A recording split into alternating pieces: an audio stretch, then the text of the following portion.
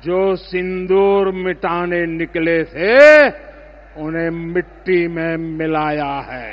हमारे प्रधानमंत्री जी ने उनको कहा था, बिहार से कहा था कि इसका उचित जवाब दिया जाएगा। नरेंद्र मोदी থেকে অমিত শাহ সবার মুখেই এখন শুধু অপারেশন সিঁদুর।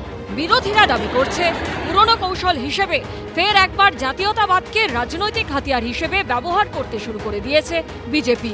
তার কারণ এবছরে বিহারে বিধানসভা নির্বাচন, পরের বছর পশ্চিমবঙ্গ, অসম, কেরল, তামিলনাড়ু ও পুদুচেরিতে ভোট আছে। কিন্তু বাস্তবটা হলো জাতীয়তাবাদের এই জমিতে বিজেপিকে একা চাষ করতে দিতে নারাজ বিরোধীরাও।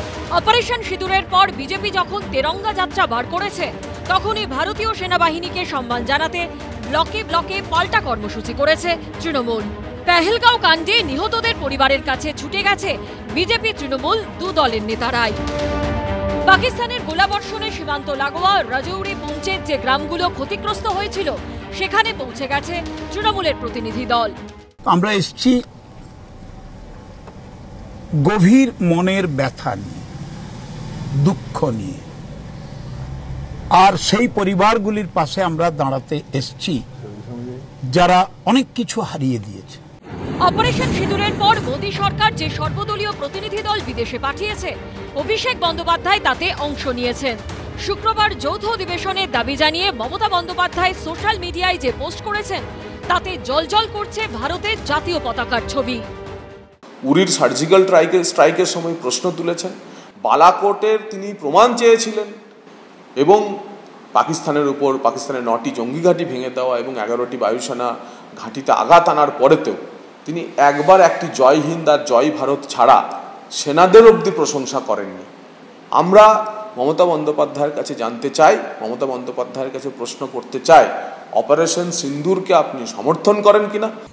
বাহিনী তার যে সাফল্য, তাকে নিজেদের ব্যক্তিগত সাফল্যের প্রচার হিসেবে ব্যবহার করতে যেভাবে চাইছেন মোদীজি, সেটা বেঠিক।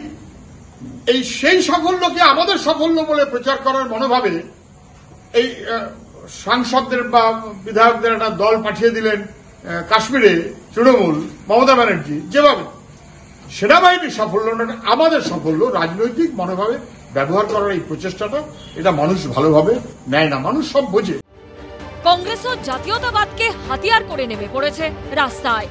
অপারেশন সিঁদুর কেন তড়িঘড়ি বন্ধ হলো, মোদী সরকারের কাছে তার উত্তর চেয়ে পথে নেমেছে কংগ্রেস। রাহুল গান্ধী আগেই শ্রীনগর গেছিলেন, শনিবার পুঞ্চে যাচ্ছেন তিনি।